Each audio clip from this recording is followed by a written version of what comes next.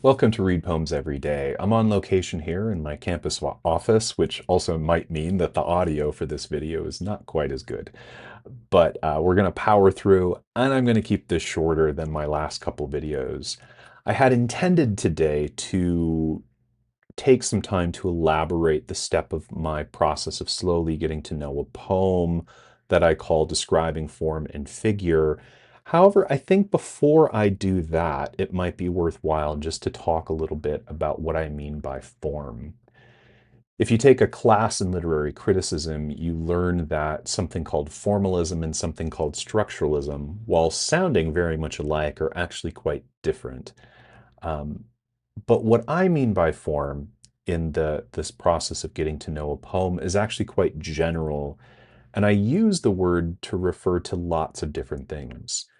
So, for instance, it might refer to studying how Shakespeare's sonnet number 9 aligns with, corresponds to, fits with the conventions that we typically look for when reading sonnets.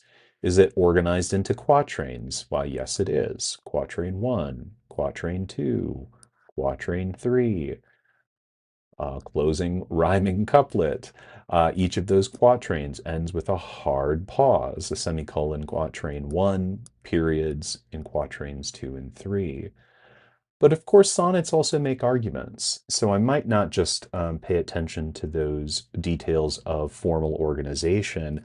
I might also think a little bit about the conventions of what makes a sonnet traditionally, and whether or not Shakespeare, again, is writing the poem in correspondence with those conventions, fitting those conventions, or if he's playing with or subverting those conventions, which is also tantamount to subverting then the expectations of a reader expecting certain things from a sonnet.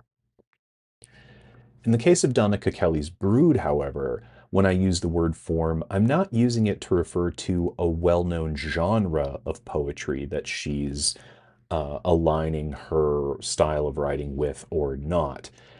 Rather, I take a step back from categories of genre and think instead about shape and arrangement. I might take notes about shape or arrangement. I might also think about the relation of the different parts of a poem to each other. I might look at certain strategies or tactics that the poem is adopting in order to achieve what it achieves. And so sometimes when reading a poem that might on the surface appear a little unconventional or experimental, that doesn't mean it's formless, at least in my book. It just means you might have to ask different sorts of questions and abstract yourself a bit from the typical categories that we tend to sometimes fit lyric poetry into. Is this a ballad? Is this an ode? Is this a sonnet? Is this a villanelle? Like, what kind? Is it a haiku? What sort of poem? What kind of poem is it? To me, this is just a poem. And the kinds of formal questions I might ask are simply about how it's arranged, how it's shaped. I might even close my eyes and think about and visualize, okay, when I see it on the page, what shape do I see? Um, but then I think for me, the most important thing is really thinking about the relation of the different parts to each other. And those relations can be any number of things. What's the relationship between the first line and the last? The relationship between the middle and the first and last? What's the relationship of the title to the rest of the poem? All of those to me are formal questions because you're asking about how parts work together to achieve or contribute to a whole. And to me, that's kind of what form is.